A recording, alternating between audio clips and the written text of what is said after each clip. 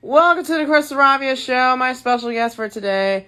I have two special guests, Kinneret Ellie, and I also got Ivy Moss. So first I'm bringing back Kinneret back on the show. She's on in here. Let's go on and say hi to her.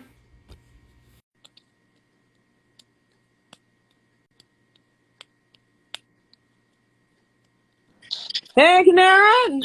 Hi, hang on, just getting set up here. Um, All right, she's trying to get herself set up over here. So give us 1 second, everybody. So trying to wait on her to get on in here. Oh, thanks, and also thanks guys for sending your fan questions. Hope you guys are doing well. And hey, Sue just joined on in here. Hey, hope you guys are having a great Saturday. And I should say it's Saturday, everybody. So let's get Kinneret back on in here.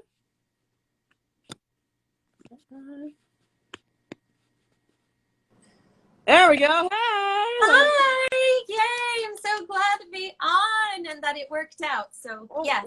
How are you today? Oh my gosh, I'm doing so good. Thanks. So relaxing for now. I'm back in Israel and I've been here about a week and I'm finally over my jet lag. So I'm really happy about that. And we're so happy to celebrate your birthday with you just recently. That was awesome. Got it. Yeah, that tournament we didn't have enough people, but we just had to call it a tie between two singers who got it in there. Sue was one of them, so she was called champ. So we'll just call her champion on this one. Yeah, totally. No, y'all are Jeopardy whizzes, and I need to ask you about that, how you achieve that level of Jeopardy mastery, because that's something that's hard for me to fathom. Because I really know all the answers, and one day I just really want to be on the Chase or probably on Jeopardy. That's the two trivia game shows I want to be on. So yeah. Totally. Well, draw in. You're well on your way. Yeah.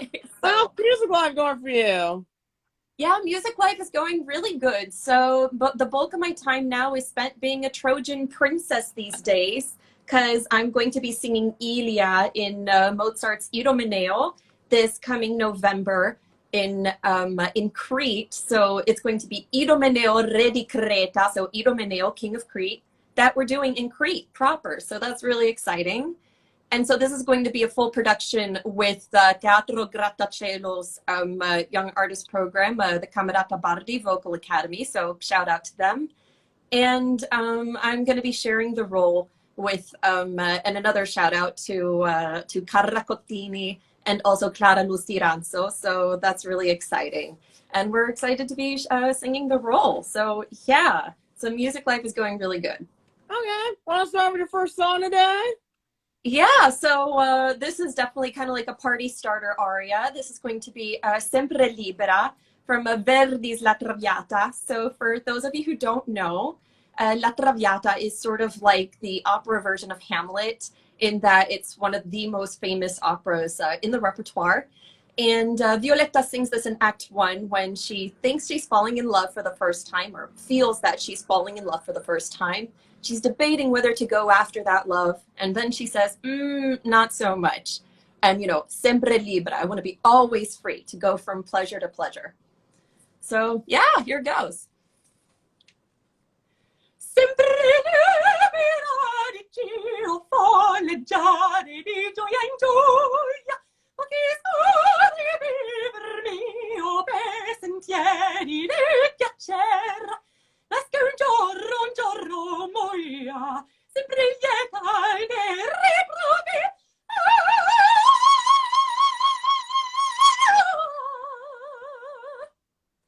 A diverti sempre nuovi ne volare il mio pensiero.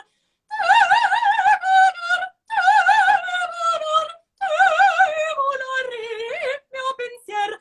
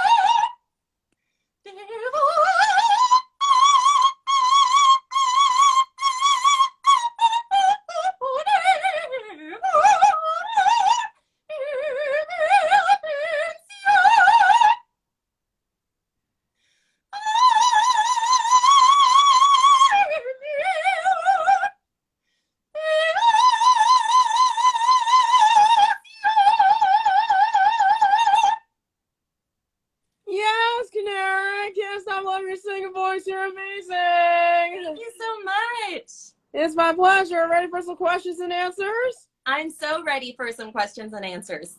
All right, we're at the halfway point of 2021. What are some goals that you've accomplished so far? Yeah, so some goals are kind of getting more into sort of the Trojan princess mode. So really getting my feet under Ilia, this role. So that's a big thing. And also I've been spending my time throughout the pandemic, learning new repertoire, and, fine tuning technique and whatnot. So now kind of like the after picture, or let's say the almost after picture. We're not totally out of the woods yet, but I'm kind of seeing the seeds of that work sprout, because you don't know at the beginning when you're starting to learn a role how things are going to progress, but now I can kind of see how things are growing. So that's really nice, and I'm really excited about that. And then also, in addition to all of that, I also started tutoring. So that's a wonderful side gig that I have that I can take with me wherever I go. I love it because I love languages. And so that's also a way for me to tap into that in another way, and in a way that's super opera singer friendly. So it's really great. It's been the best of both worlds. And it's definitely been a whole lot of lemonade, that here, knocking on wood, that I've been able to create out of this huge lemon of a period. So I'm really happy about that. And so we'll see how things progress in the next 5 months, but I'm really excited for what's to come. All right, where do you see yourself in 5 years as an opera singer? Oh my gosh, I have no idea. Honestly, like for me, I just kind of throw that question away a little bit. I just kind of focus on whatever the next step is going to be. I think the best I can kind of answer that question is that right before COVID hits, like literally about like February, March 2020, I had live audition invitations to like amazing dream opera houses that obviously couldn't happen. They were scheduled for about, mid-March and, late March, that were canceled and postponed because of COVID. But, I'm very excited to see how things will progress, and hopeful that, even if those auditions, for whatever reason, don't materialize again, then something else will. I'm a big believer that working well can only lead to good things. So that's where I'm kind of putting my faith in. All right, So, well, what's your favorite yeah. repertoire? What, sorry? What's your favorite repertoire? Oh my gosh, I feel like a kid in an opera candy store with that question. But I really love, all kinds of repertoire. I've been leaning a lot these days to bel canto, but I'm not, exclusively in that style of opera. I also love Russian music. I really love also French music. I was really excited when you asked me, about singing for today, and I have a French song in my pocket for you. So that's really exciting. And also I started learning a little bit of Czech for some Czech repertoire. So I just love way too many things, but I don't think that's a bad problem to have. Okay, all right. Well, second song you're going to be singing today. Give us a little backstory of it. Yeah, absolutely. So this is what's called an art song, or this is a French mélodie. So this is by Claude Debussy, and it is from one of his groups of songs called Ariette Oubliée. So this is a little bit like a watercolor painting, but in music. Like if you were to listen to a watercolor painting, if that makes sense. And so this song is C'est l'extase langoureuse. So yeah, this is just very sensual, very beautiful, French music. And just a quick second, I'll take a sip of water because, Israeli summer is no joke. So. Mm-hmm.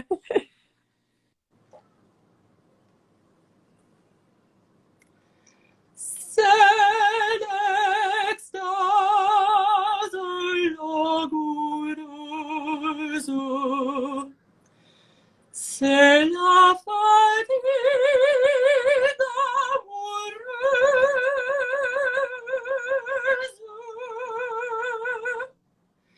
c'est tous les frissons des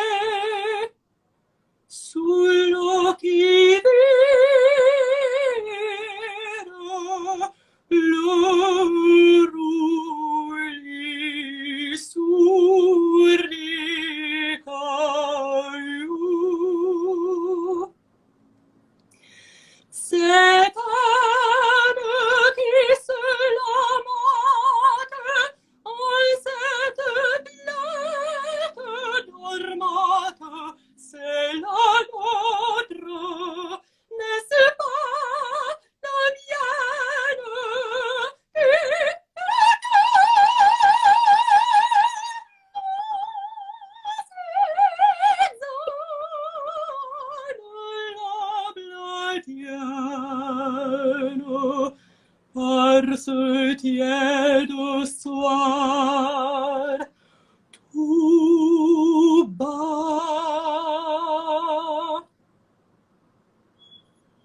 Oh yes, Kinneret. Love it, love it, love it. That was awesome.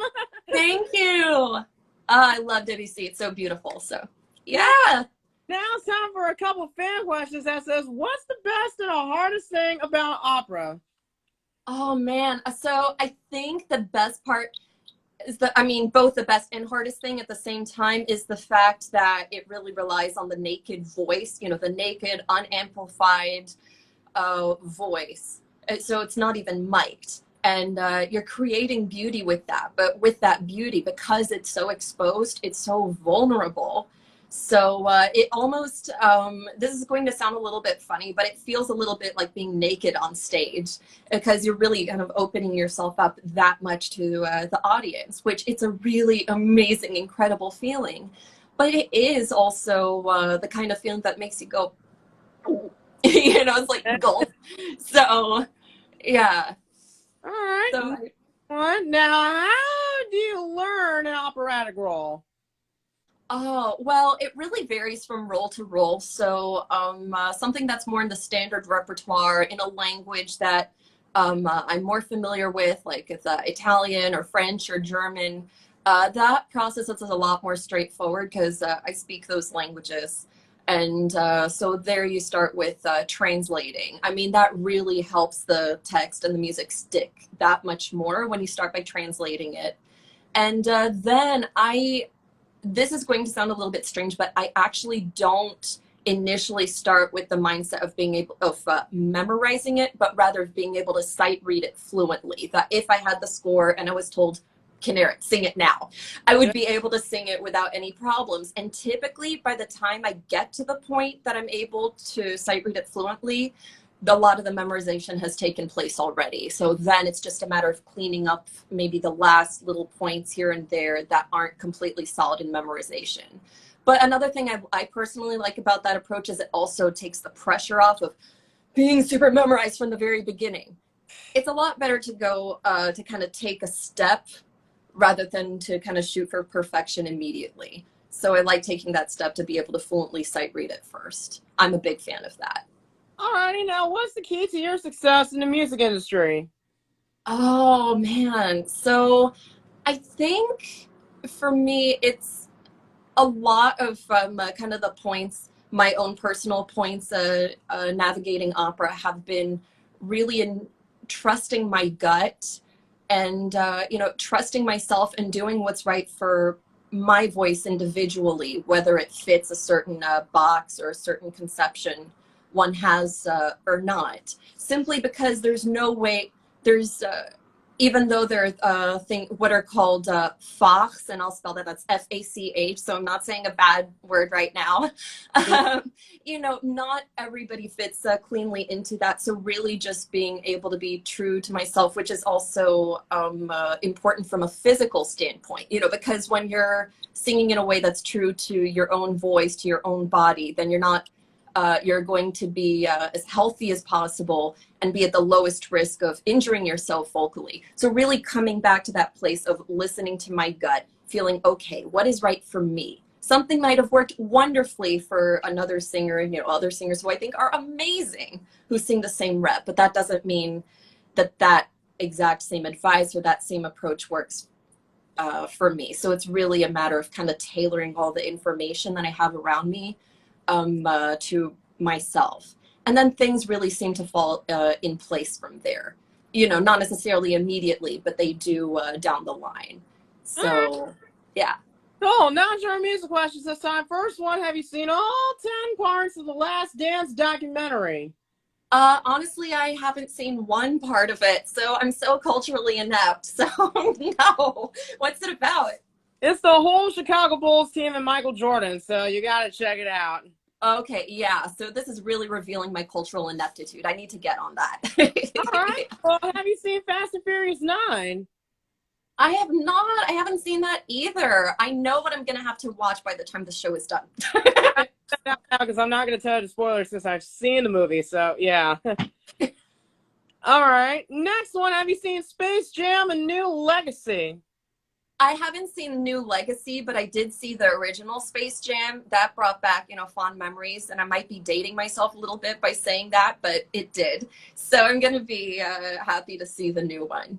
All right. Yeah, I'm gonna see the new one tomorrow, so I already got my ticket ready to go for tomorrow. So Oh, wow. I'll be ready. All right, next one. Let's talk about that Jeopardy birthday celebration tournament show flashback. What was the toughest category you were on while you were trying to play with me? There were so many really tough categories. And I can't even remember. Honestly, when you're asking me that question right now, my mind is drawing a little bit of a blank because I almost want to say all of them, which sounds really bad. But I mean, just the nitty gritty of all of the information in the Jeopardy was really quite amazing to me. So. Yeah, I know. But if you had the chance to play as a contestant on Jeopardy with Alex Trebek in his final moments, would you ever try saying hi to him and explain, like, don't try to make a fool out of yourself while you're playing this game? So, yeah. Well, I would give it at least a shot, or I would have given it at least a shot. Why not? The worst that would have happened is I would have ended up with a little bit of egg on my face. And, I can survive that. That's fine. I know. I hear you. But, well, tried, but some of them didn't make it. But at least to make it up for you guys, hopefully we can do some Jeopardy beat the host like on our next segment. And so probably I can do that maybe next time with you. How's that? That sounds awesome. All I'm right. so for that. Now it's time for Ask Chris. So what are some more questions that you want to know about me? Yeah, so okay, because I know you're a Virginia native, like myself, I have to ask, A, what's your favorite thing about Virginia? And B, what is your favorite thing about Williamsburg, Virginia, my hometown, the land of powdered wigs and buckled shoes? Oh my goodness. Riding roller coasters in Williamsburg. Riding roller coasters. I've conquered like 6 out of 8 roller coasters that I did. So yeah. What? Wow. Were they all at Busch Gardens? Yeah. What was your favorite? Oh my goodness. Verbolten. It's Verbolten. Yeah. Which one? Verbolten, the Brave the Black Forest ride where you're sitting in the car and Oh, yeah. I love that one too. I know that, people would say like Apollo's Chariot or Alpengeist, but I feel more of a kinship with you because you said Big Bad Wolf, so that makes me happy. yeah. Any more questions for me? Oh, well, do you have any other things about Virginia that are favorites of yours? Not necessarily Williamsburg related. Probably meeting my favorite country singer since I met her in person back in March during this pandemic. And then I was fully vaccinated when I saw her before the 4th of July party started. So there you go. Wow. Who is it? Can't tell you because this is Okay, that's fine. yeah. Pleading the fifth. Any more questions for me? Oh man. Well, I mean, I was going to ask, how you achieved all of your like Jeopardy prowess and abilities. Yeah, Because I'm in awe of that. yeah, just reading out the clues and getting some facts in there. And yeah, Final Jeopardy is like tough, when you're going into the final round. It's like you gotta find out how much you want to wager and how well you know about that category. But I mean, I really want to be on Jeopardy one day, and hopefully I can just want to be the new host because everyone's trying to get the guest host in. I'll be like, shout out to Jeopardy and say, hey, put me as the new host, and I will travel all over the world and probably give you some historic clues and facts. So, yeah. You could do it. You could do it. I can really do it. I'm not really nervous because I just really want to meet like new people. I really want to meet contestants, That's what I really want to do. Yeah, exactly. You'd be perfect for it. So yeah, I'm like throwing extra vibes out into the universe for that to happen for you because you're like smack dab perfect for it. Well, thank you. All right, any more questions for me? Man, I can't think of anything else, but I'm gonna like scratch my noggin to see if I have more questions. But for now, yeah. All right. Well, since you're an opera singer, just to pay a little tribute to Alex Trebek, we have some operatic costumes at the Metropolitan Opera to show you. So have a look at it and enjoy. Here we go. Operatic costumes from the walls of the Metropolitan Opera. They look like they might come to life and sing on their own. Aaron, you start. I'm going to go with operatic costumes for Friday. Good for you. In a costume from a 2009 production, I'm Escarillo, who wins the heart of this gypsy girl. Aaron. Who's Carmen? Yes. Operatic costumes for 8. The title character disguises himself, but not very well, in Le Conte Horrible, the first opera created in French by this composer, whose last opera was William Tell. Justin, who is Puccini? No. Tom? Rossini? Yeah, Chiquita Rossini. Operatic 1200. Answer there, the Daily Double, and it's a video, obviously. That's your category. You want to see me in something, don't you? Something fitting. One down. Okay, here I am. Pay attention. The costume worn by this character may not seem to go with his title profession, but in his first scene he sings Largo al Factotum and explains that he's also the apothecary, gardener, and woodmaker. Who is the barber at Seville? Yes, the barber at Seville. Figaro. I must have been doing a really good job. Sold me, yeah. Sold you. Go again. Operatic 1600. This cape was worn by Enrico Caruso as the Duke of Mantua in this Verdi opera, the role in which he made his Met debut way back in 1903. Justin, what is Rigoletto? Right. Operatic 2000. We'll wrap it up here.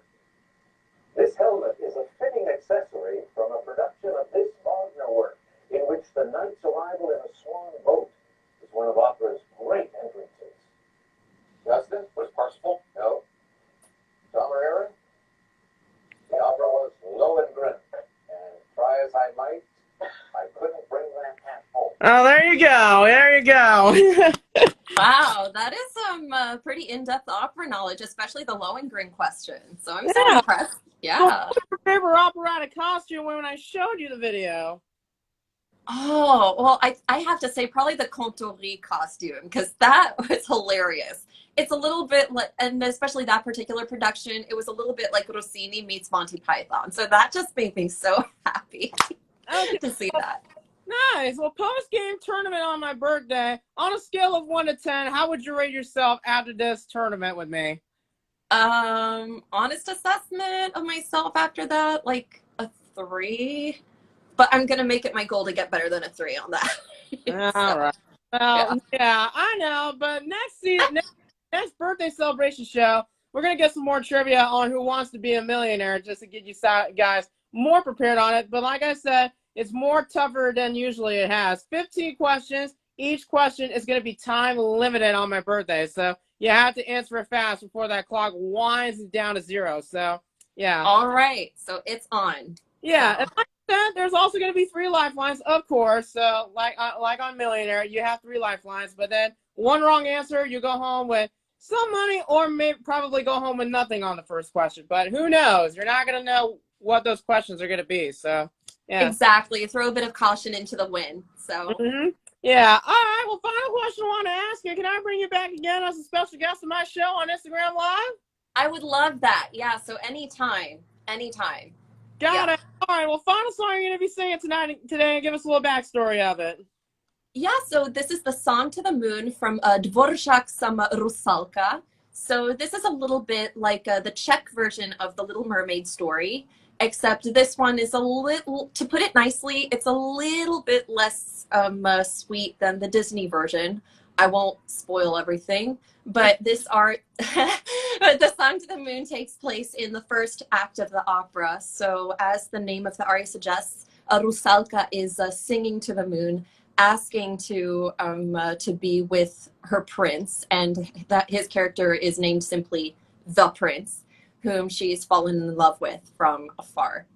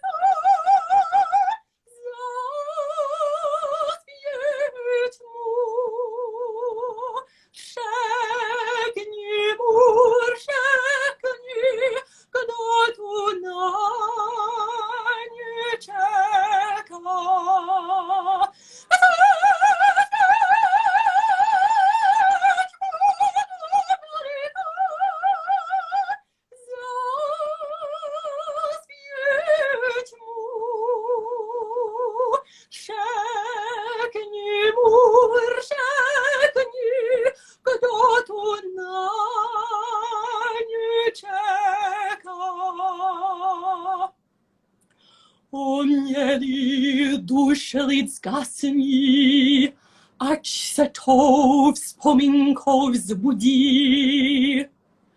Nie syćku, nie zgasni, nie zgasni, nie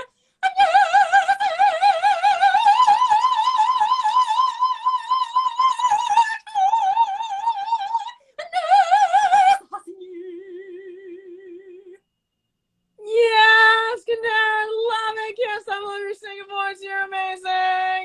Thank you so much. It's my pleasure. For those of y'all who are watching, I'm pointing at it right now. Y'all go follow Kinneret, follow her socials, follow her music. It's simple as that, everybody. Thanks so much. No, this has been such a joy. So just kind of backtracking a little bit.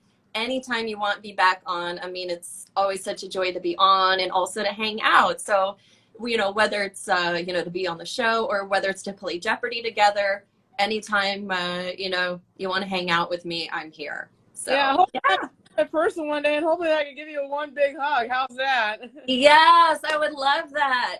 So looking forward to in-person contact. Yeah, so before you go, want to take a screenshot? I would love to take a screenshot. All right, smile on the camera when you're ready. On 3, 1, 2, 3. Got it.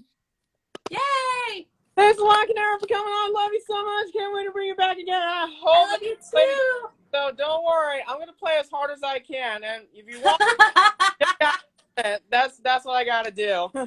No, it's all good. Go big or go home. I'll just up my Jeopardy game bit by bit. Got it. All right, Kinneret. Right. Bye. Thanks Bye. so much. Wow, you guys. Kinneret is great. Give her a follow. That was awesome. All right, y'all. In less than 30 minutes, I'm going live with Ivy Moss. So stay tuned, guys. I'll see you guys in less than 30 minutes.